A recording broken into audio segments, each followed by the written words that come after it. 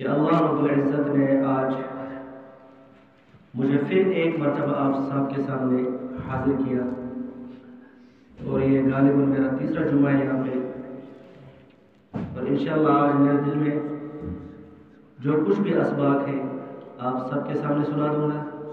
انشاءاللہ کوشش کریں گے کہ اس پر عمل کرنے کی کوشش کریں گے۔ میرے آپ کے سامنے قرآن پاک کی 2 آیتیں تلاوت کی۔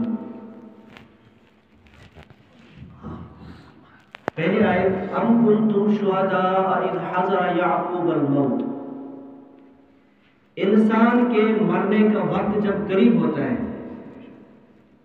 جب انسان قریب ہوتا ہے کہ اس دنیا سے چلا جائے، تو پھر وہ انسان اپنے گھر کے افراد کو، اپنے بیٹوں کو،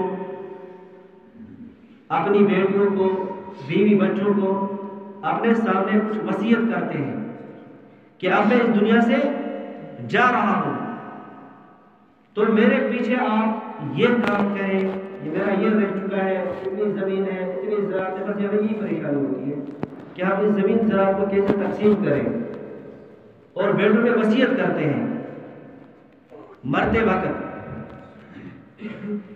لیکن حضرت یعقوب علیہ السلام کا وقت جب قریب ہوا اس دنیا سے جانے کا، اس نے بھی اپنے بیٹوں کو قریب کیا، مرگ وقت کے قریب۔ اذ قال لبنیہ ما تعبدون من بعدی، جب حضرت یعقوب علیہ السلام نے اپنے بیٹوں سے کہا بتاؤ مجھے تم میرے بعد کس کی عبادت کرو گے، یعنی میرے جانے کے بعد، میرے اس دنیا سے جانے کے بعد تم کس کی عبادت کرو گے؟ تو بیٹوں نے ایک ساتھ کہا قالوا نعبد الہک و الہ آبائک ابراہیم و اسماعیل و اسحاق الہ واحدا، اے ابا جان، ہم آپ کے جانے کے بعد، آپ کے اس دنیا سے رخصت ہونے کے بعد، ہم اپنے رب کی عبادت کریں گے، ہم آپ کے آباء و اجداد حضرت ابراہیم، حضرت اسماعیل، حضرت اسحاق علیہ السلام، ان کے رب کی عبادت کریں گے۔ یہ بات سن کے حضرت یعقوب علیہ السلام خوش ہوئے، اطمینان ملا کہ ابھی بھی میرے بیٹے توحید پر ہیں، ابھی بھی دین پر ہیں۔ کیوں ایسا ماجرا اس وقت آیا؟ اصل میں حضرت یعقوب علیہ السلام اس وقت مصر میں رہا کرتے تھے، اور مصر میں اکثریت، مصر میں جو زیادہ آبادی وہ عیسائی اور یہودیوں کی تھی، جو سورج کو پوجتے تھے، جو چاند کو پوجتے تھے، جو پتھروں کو پوجتے تھے۔ حضرت یعقوب علیہ السلام کو فکر ہوئی کہ کہیں میرے بیٹے اس دور کے اندر، اس سوسائٹی کے اندر ان کا جو کچھ اثر میرے بیٹوں پر نہ پڑ جائے۔ لیکن جب بیٹوں نے مرتے وقت بھی کہا، اپنے باپ کے مرتے وقت، اے ابا جان آپ بے فکر رہیے، ہم آپ کے مرنے کے بعد بھی اپنے رب کی عبادت کریں گے، یہ تھی تربیت۔ اور حدیث بھی ہے العلماء ورثۃ الانبیاء، یہ علماء جو ہے، یہ علم جو ہے، یہ انبیاء کی وراثت ہے، زمین زراعت ان کی وراثت نہیں ہے۔ اس لیے مرتے وقت بھی ان کو بس یہی فکر ہوتی ہے کہ میرے بچے، کہ میری اولاد میرے جانے کے بعد کس دین پہ رہیں گے، یہی فکر ہوا کرتی تھی۔ اصل میں اس چیز سے ہمیں سبق ملتا ہے کہ ہمیں بھی اپنے بچوں کی فکر کرنی چاہیے۔ قرآن نے کہا یا ایھا الذین آمنوا قوا انفسکم واہلیکم نارا، اے ایمان والو۔ قرآن میں کئی جگہ اللہ تعالیٰ نے مخاطب کیا انسان کو، اس دنیا کو، کہیں پہ کہا یا ایھا الذین کفروا، یا ایھا الناس، یا ایھا الذین آمنوا، کہیں پہ لوگوں کر کے مخاطب کیا، کہیں کافروں کر کے مخاطب کیا، اور کہیں پہ مومنین کر کے مخاطب کیا۔ یہاں پہ کہا یا ایھا الذین آمنوا، اے وہ لوگوں جنہوں نے ایمان لایا، قوا انفسکم واہلیکم نارا، بچاؤ تم اپنے آپ کو، واہلیکم نارا، اور اپنے اہل و عیال کو، وقودھا الناس والحجارہ اعدت للکافرین۔ کس چیز سے بچاؤ؟ ایسی آگ سے جس کے اندر انسان اور پتھر ہوں گے، انسانوں سے دہکایا جائے گا وہ جہنم، اس میں انسان ڈالے جائیں گے، لکڑی لکڑی کے بدلے لکڑی وکڑی نہیں ہوا کرے گی وہاں پہ، اس میں انسان ڈالے جائیں گے، اس جہنم کو دکھایا جائے گا۔ اس جہنم سے تم اپنے آپ کو بھی بچاؤ، اپنے اہل عیال کو بھی بچاؤ۔ یعنی پہلے اپنے آپ کی فکر کرنی ہے، نظام بنانا ہے اپنے آپ سے بنانا ہے، ماحول بنانا ہے اپنے آپ سے بنانا ہے۔ یہاں پہ ہمارے بچے، اس کا ایک دوست ہوتا ہے پڑوسی یا کہیں اور کا، جب یہ دونوں بگڑ جاتے ہیں تو پھر بچہ، وہ والدین کہتے ہیں کہ میرے بچے کو فلاں نے خراب کیا، وہ کہتے ہیں کہ میرے بچے کو اس نے خراب کیا، لیکن والدین کبھی یہ فکر نہیں کرتے کہ میرا بچہ کہاں سے آتا ہے، کیا کرتا ہے، کیا پڑھتا ہے، شام کو اس سے پوچھے کہ کیا پڑھ رہے ہو، کہاں سے آ رہے ہو، کتنا پیسہ دیا، کہاں خرچ کیا، نہیں، بس چھوٹ دے رکھی ہے۔ اور پھر یہی بچہ جو ہے بگڑ جاتا ہے، اور جب بگڑ جاتا ہے اس وقت والد اس کے اوپر کنٹرول نہیں کر پاتا ہے، اس وقت سیلاب سر سے جا چکا ہوتا ہے۔ اور اس دنیا کے اندر 3 قسم کے والدین ہیں، اور ان 3 قسموں میں سے ایک قسم کا والدین کامیاب ہے اور 2 قسم کے والدین برباد ہیں۔ افراط اور تفریط، یعنی زیادہ سختی کرنے والے والدین، بچے کی جو فرمائش بچہ کرے، مجھے فلاں چیز چاہیے، والدین جو ہے بنا سوچے اسے انکار کر دیتے ہیں، بس والدین جو چاہے، والد جو چاہے، ماں جو چاہے وہی بچے سے کرائیں، بچے کی ایک بات بھی نہیں سنتے ہیں، بس والدین کو جو مرضی ہے وہی کرائیں۔ اس بچے کے اوپر ڈپریشن ہو جاتا ہے، یہ بچہ ذہنی شکار ہو جاتا ہے، اس کا دماغ جو ہے وہ کام کرنا بند کر دیتا ہے، اس کے اوپر دباؤ آ جاتا ہے، اور یہی بچہ پھر پاگل ہو جاتا ہے، یہی بچہ، اس کا دماغ پھر کام نہیں کرتا ہے، کیونکہ بچے کا اس پر زیادہ زور ہوتا ہے، اور یہ والدین بھی برباد ہو جاتے ہیں، ان کے بچے پھر کسی کام کے نہیں رہ جاتے ہیں۔ دوسرے قسم کے والد جو بچوں کو بالکل ڈھیل دیتے ہیں، بچہ جو مانگے بن تحقیق، بغیر تحقیق، بغیر سوچے، بغیر یہ کہ اس بات ہے منفی ہے، غلط ہے، صحیح ہے، بس دے دیتے، وقت پیسہ نہ ملے تو یہی بچہ پھر چوری کرتا ہے، یہی بچہ شراب پیتا ہے، اور یہ والدین بھی برباد ہے۔ یہ والدین پھر اپنے والد کو، اپنے اولاد کو یہ تربیت نہیں کر پائیں گے، اپنے بچوں کو کنٹرول نہیں کر پائیں گے۔ اور ایک قسم کی درمیانی جو قسم کا راستہ ہے کہ بچہ جو مانگے، والدین پہلے، ماں باپ پہلے آپ سے مشورہ کریں کہ اگر ہم اسے یہ چیز دے دیتے ہیں کیا فائدہ ہے یا نقصان ہے، مشورہ کر کے بچے کو بھی سامنے بٹھائیں، اور پھر ایک مشورہ کر کے ایک نتیجے پہ پہنچے کہ ہم یہ کر دیں گے، بچے کی بھی بات سنیں، اپنی بھی سنائیں، مشورہ کریں، ایک ساتھ چلیں، یہ بچے کامیاب ہو جاتے ہیں، یہ والدین بھی کامیاب ہو جاتے ہیں، اور یہی بچے اپنے ماں باپ کے فرما بردار بن جاتے ہیں۔ بس یہی سبق ہمیں ملتا ہے قرآن سے کہ ہمیں اپنے بچوں کے اوپر نظر رکھنی ہے، ہمیں اپنے آپ کے اوپر نظر رکھنی ہے۔ دوستو، اب ہم کس ماحول میں رہ رہے ہیں، ہمارے بچے کیا کر رہے ہیں، ہمارے بچوں کے اوپر کہیں غیر کا اثر تو نہیں ہے، ہمارے بچوں کے اوپر کہیں غیر کا ماحول کا اثر تو نہیں ہے۔ اس چیز کو روکنے کے لیے، اس چیز کو بڑھانے کے لیے صرف ایک چیز، ایک ذریعہ ہے، وہ ہے تعلیم، کہ ہم اپنے بچوں کو صحیح تعلیم دیں، ہم اپنے بچوں کو اچھی تعلیم دیں، ہم اپنے بچوں کو جہاں پڑھائیں پہلے تحقیق کریں، جس سکول میں اس کا ایڈمیشن ہم کرا رہے ہیں اس سکول کو پہلے آپ جائیں، پہلے تحقیق کریں کون سی تعلیم دی جاتی ہے، یہاں پہ کیا پڑھایا جاتا ہے، پڑھانے والے کون ہیں، اس چیز کو پہلے دیکھیں، تب جا کے ہمارے بچے کس راستے پہ آ جائیں گے۔ اور تعلیم کے ساتھ سب سے پہلے ہمیں کیا کرنا ہے، اللہ رب العزت کو یاد رکھنا ہے، پہلے اپنے ایمان کی حفاظت کرنی ہے، سب سے پہلے ایمان، اس کے بعد تعلیم، اور اسی تعلیم کے ذریعے سے آج دنیا جو ہے آسمان پہ پہنچی ہے، چاند پہ پہنچی ہے، اور اسی تعلیم حاصل نہ کرنے کی وجہ سے کچھ لوگ، کچھ اقوام جو ہے زمین بوس ہو چکی ہے، اور اسی تعلیم کے ذریعے سے آج ہمارے سامنے بڑے بڑے ڈاکٹر، انجینئر، پروفیسر، اساتذہ، جن کو اللہ رب العزت اس وقت یاد نہیں تھا تعلیم سے پہلے، بس صرف تعلیم، اور آج وہی کچھ ڈاکٹر مریض کا آپریشن کرتے ہیں، بلا ضرورت ٹیسٹ لکھے جاتے ہیں، بلا ضرورت دوائیاں لکھی جاتی ہیں، کمپنیوں کے ساتھ ان کی بات ہوتی ہے، اور عام بیچارے کو وہ قتل کر دیتے ہیں۔ کیوں؟ جب انہوں نے تعلیم حاصل کی تھی، ان کو رب یاد نہیں تھا، ان کو ایمان کی فکر نہیں تھی، بس تعلیم تعلیم تعلیم، اور جہاں سے تعلیم ملی ہے انہوں نے یہی سکھایا تھا کہ آپ نے پڑھنے کے بعد پیسہ حاصل کرنا ہے، کیسے کرنا ہے ہم آپ کو دکھائیں گے۔ اور وہی ڈاکٹر آج عام مریضوں کا قتل عام کر دیتے ہیں۔ سارے نہیں ہے، کچھ ہے، اور کچھ ایسے ڈاکٹر بھی ہیں جو خدا دوست ہیں، جو خدا شناس ہیں، جو عام غریبوں کی مدد کرتے ہیں، اپنے جیب سے پیسے دے دیتے ہیں۔ اور ویسے ہی کچھ سرکاری ملازمین ایک دستخط کرنے کے لیے، حالانکہ ان کی اتنی موٹی موٹی سیلری ہوتی ہے، تنخواہ ہوتی ہے، لیکن اس کے باوجود بھی ایک دستخط کرنے کے لیے سینکڑوں روپیہ لیتے ہیں، ہزاروں روپیہ لیتے ہیں، تب تک ایک سائن نہیں کر دیتے ہیں۔ یہ ہے تعلیم، کیونکہ ان کو سکھایا جاتا ہے کہ تعلیم کے ذریعے سے آپ نے پیسہ حاصل کرنا ہے۔ حالانکہ اللہ تعالیٰ نے قرآن میں کہا وَمَا مِن دَابَّةٍ فِي الْأَرْضِ إِلَّا عَلَى اللَّهِ رِزْقُهَا وَيَعْلَمُ مُسْتَقَرَّهَا وَمُسْتَوْدَعَهَا، کہ اس دنیا کے اندر کوئی بھی جاندار، چاہے انسان ہو، چاہے جنات ہو، چاہے پرند ہو، جس کے اندر بھی جان ہے، اس کے رزق کا ذمہ داری اللہ تعالیٰ نے خود لی ہے۔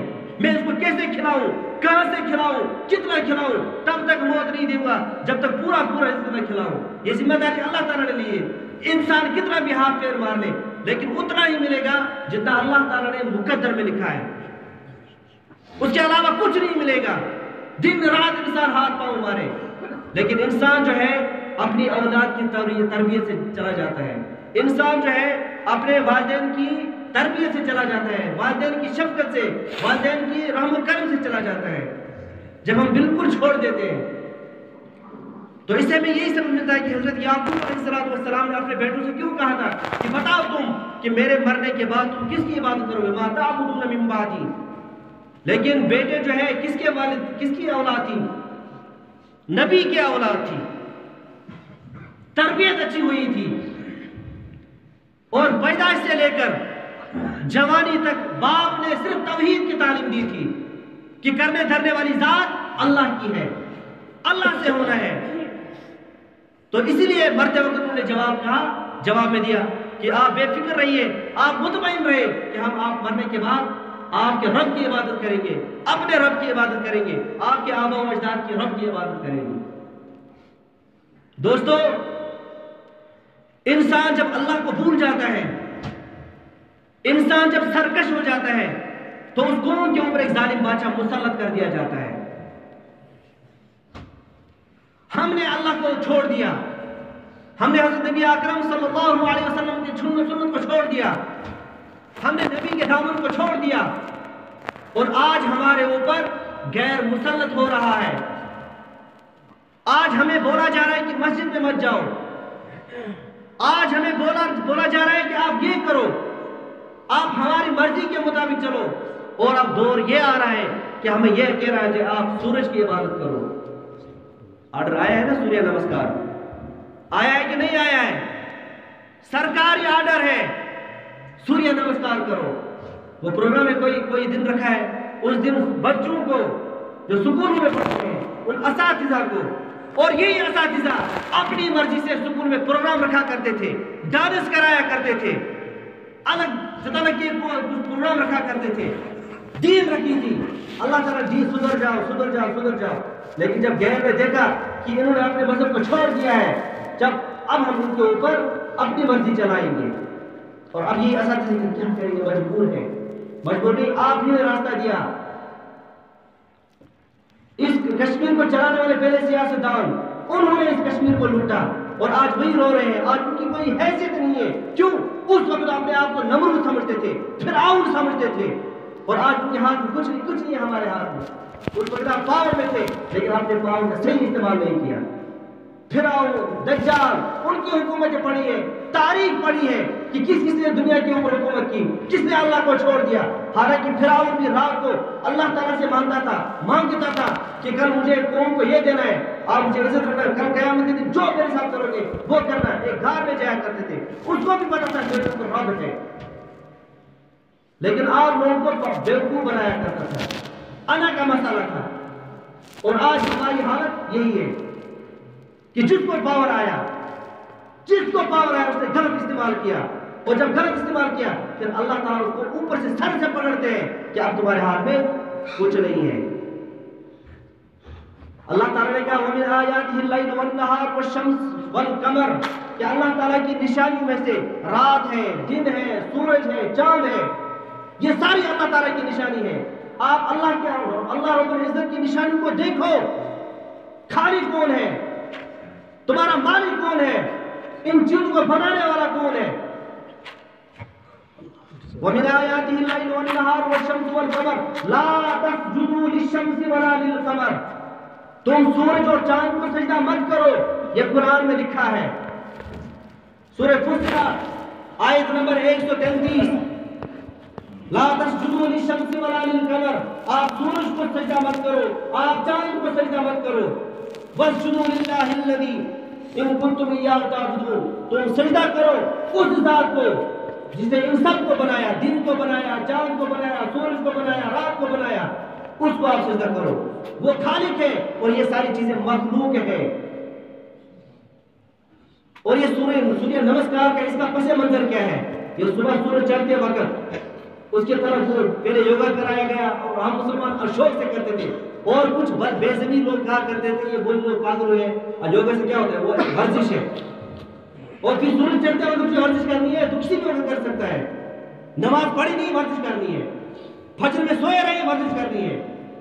اور اسی لیے حضرت نبی اکرم صلی اللہ علیہ وسلم نے کہا کہ اوقات ثلاثہ میں نماز مت پڑھو، ایک صبح طلوع آفتاب کے وقت نماز مت پڑھو، اور نصف النہار جب سورج بیچ میں رہے 2-3 منٹ وہ بیچ میں رک جاتا ہے بالکل سینٹر میں، اس وقت بھی نماز مت پڑھو، اور غروب آفتاب کے وقت اس وقت بھی نماز مت پڑھو۔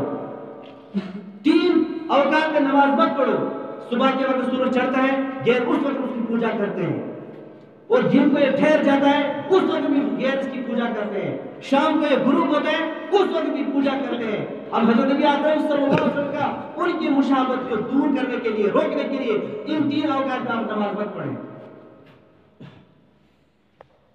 دوستو جب ہم نے اللہ تعالیٰ کے احکام کو چھوڑ دیا، قرآن کو چھوڑ دیا، حضرت نبی اکرم صلی اللہ علیہ وسلم کی سنت کو چھوڑ دیا، ان کے دامن کو چھوڑ دیا، ہمارے مستقل احکام مسلط کیے جاتے ہیں، ہم نہ چاہے بھی ہمیں ان آرڈرز کو پورا کرنا ہے۔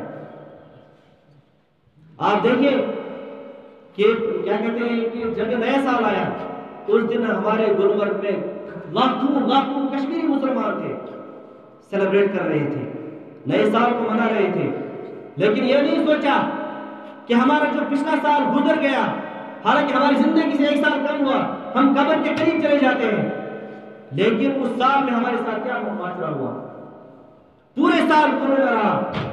دیکھو یہ بیماری ہے یا نہیں ہے؟ کچھ لوگ کہتے ہیں ڈرامہ ہے، کچھ لوگ کہتے ہیں بیماری ہے، ایسے لوگ موجود ہیں۔ ٹھیک، میں کہتا ہوں چاہے بیماری ہے چاہے نہیں ہے، نقصان ہم لوگوں کا ہے دونوں صورتوں میں۔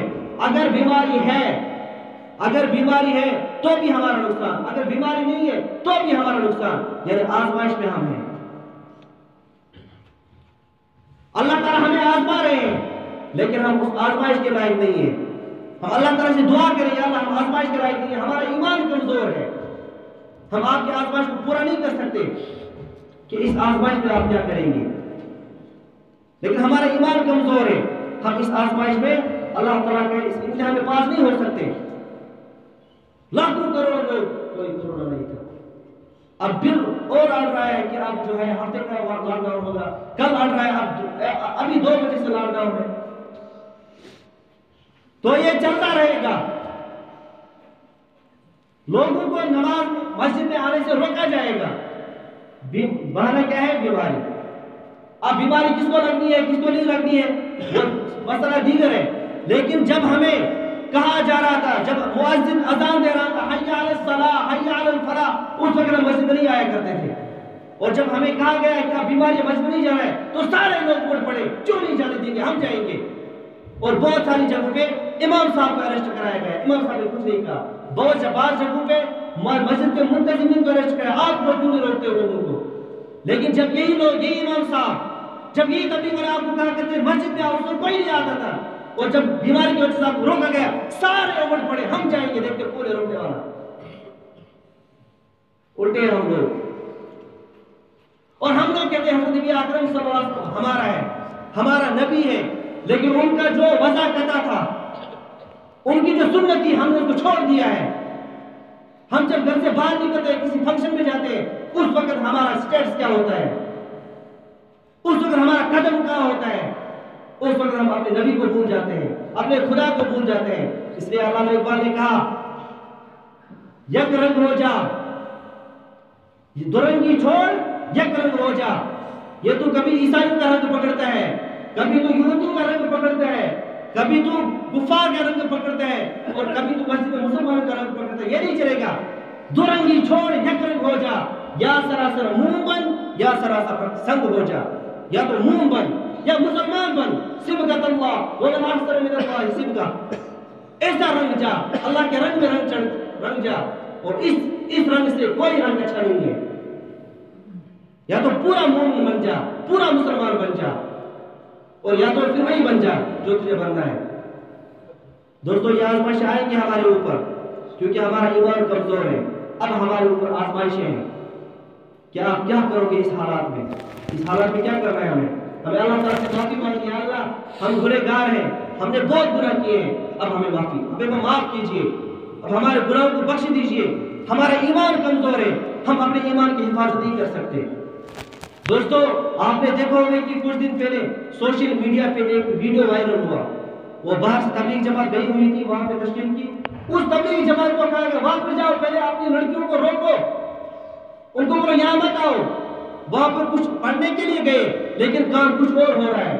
میں نہیں کہہ رہا ہوں، آپ آج ساری دنیا سوشل میڈیا چلاتی ہے، سارے لوگ سنا ہوگا سب نے کیا کر رہے ہیں، اور بہت سارے رنگے ہاتھوں پکڑے گئے۔